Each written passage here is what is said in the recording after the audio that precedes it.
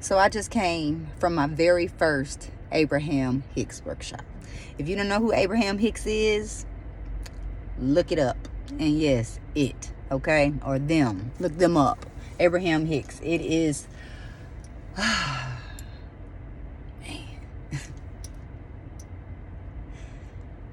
Y'all, I got to get in the hot seat.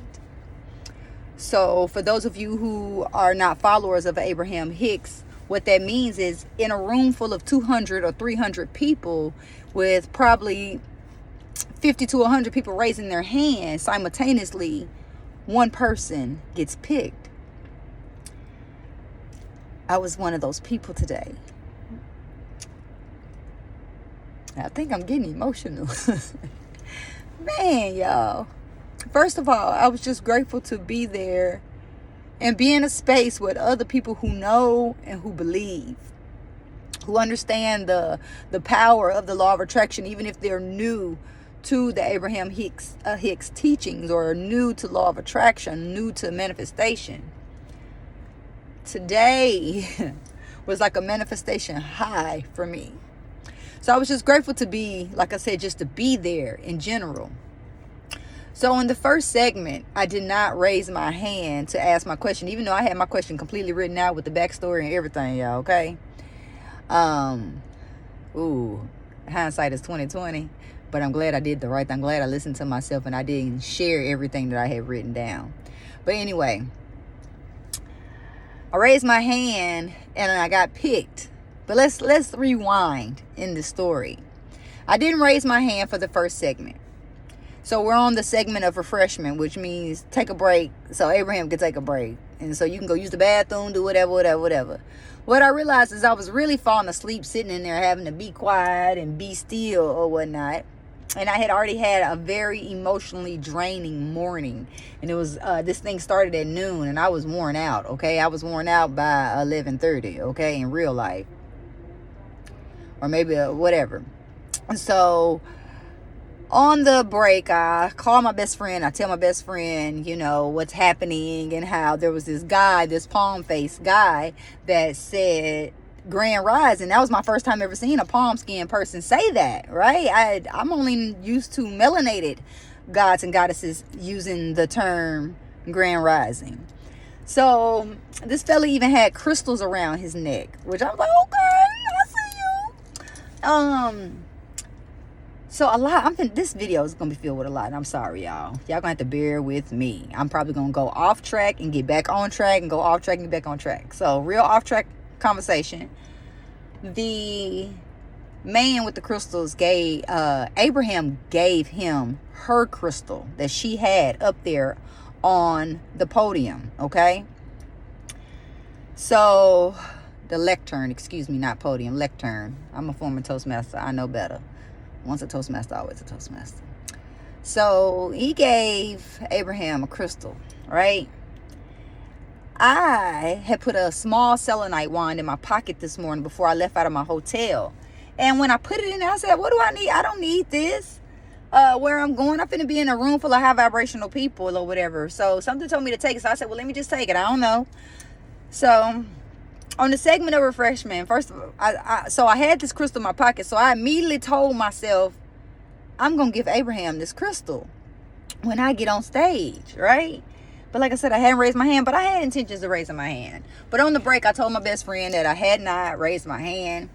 So I couldn't really understand what she was saying. She was under the hairdryer or whatever. So we hung up and I told her just to text me. So she texted me whatever kind of information she was trying to get to me that was important for her.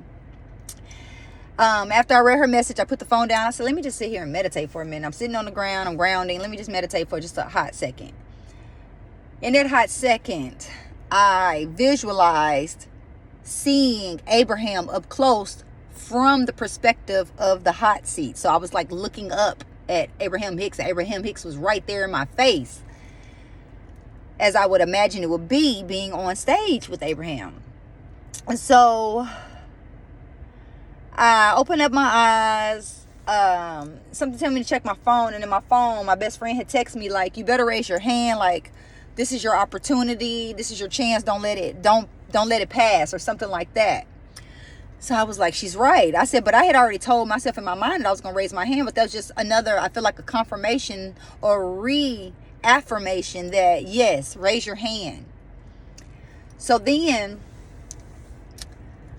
I'm like, man, I need coffee. So I go on the search for coffee in this big old Hilton hotel, which means I had to go over the river, through the woods, up the escalator, and get in the long line. So I was late getting back in. And when I got back in, somebody was already in the hot seat. And I'm like, dang, I didn't miss my chance to raise my hand. Well, at least my first chance to raise my hand. It's like, that's all right. So I sat there. And that man came off the stage. My hand shot up. And immediately, y'all, Abraham said, you in the hat. I knew. So I go up there. So first thing I do is I start fidgeting around, and Abraham was looking like, what the hell is she doing? So I pull the selenite wand out and I give it to Abraham, and Abraham is looking like, what? Abraham was like, a crystal goes out, a crystal comes in.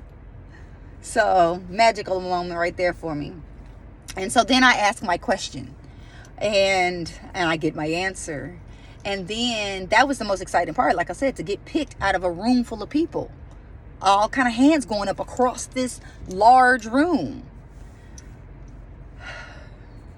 It was exhilarating to be on stage. It was exhilarating. It was enlightening. It was scary. It was exciting, all at the same damn time, like being on a roller coaster ride. I felt, I felt like I was shaking. I was like, I hope I'm not shaking on the outside, because I definitely was shaking on the inside. And when I got off stage, I'm walking back to my seat. A man passes me a crystal. Crystal out, crystal in. Again, if you have never encountered Abraham Hicks, I invite you to join me. I invite you to join me in this learning, in this relearning, this unlearning, this process of forgetting everything that you've been taught here and remembering what you were born knowing. I can't wait to go to my next workshop. And this was my very first one. And I have been a student of Abraham Hicks for a decade at a minimum. And this is my first workshop, and I can't wait to get to my next one. I met with some folks, and they said they're going next weekend to Asheville. I want to go, but I got a belt test. Otherwise, I'm telling you, y'all, I'll be in that truck on my way to Asheville, North Carolina, just to go see Abraham Hicks again. I met a lady said she's going to the one in Chicago in September. So if y'all want to meet me there, meet me there.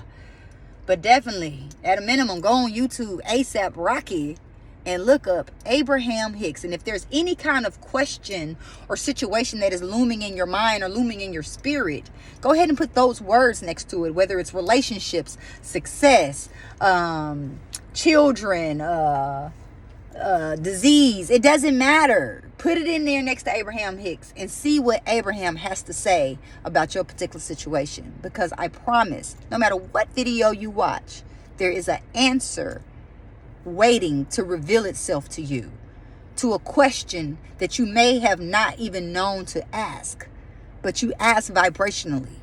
And what the universe listens to is our vibration, the desires of our heart, not the lip service that we pay.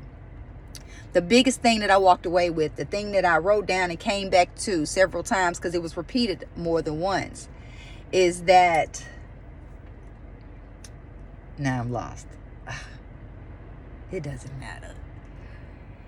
Because another statement just came to my mind that being in a state of appreciation is more powerful and valuable than being in a state of meditation. And I'm a meditator, and not that you should not meditate. That was not the message in those words. But another powerful example that was given, it came back to me, y'all, that we use words and action to compensate and possibly even overcompensate for what we have not done vibrationally. I'm going to repeat that because I'm going to repeat it for myself, because I'm sure enough going to watch this video.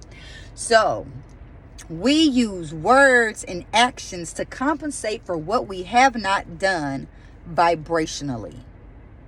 All right. And the last thing that I want to share with you in this last minute is that Abraham gave the example of, let's say you're in your house and you got the vacuum and you're doing all the movements. You're probably even going slow. You're doing all the things with the vacuum, right? And you look like you're doing a great job vacuuming, but the vacuum's not plugged in. So if the vacuum is not plugged in, are you really getting the job done? No. Alignment, success, peace, prosperity happens when you are plugged in. So you can go through the motions all you want, but if you're not plugged in, you're not going to get the desired outcome or something better that is awaiting you. So be sure that you get plugged in. And how do you plug in? You plug in by meditating. You plug in by listening to videos like this. You plug in by listening to the advice of this video. So I want you to make sure that you are plugged in when you are doing the thing, okay? Because you can go through all the motions, but if you're not tuned in, tapped in, and turned on, nothing will manifest.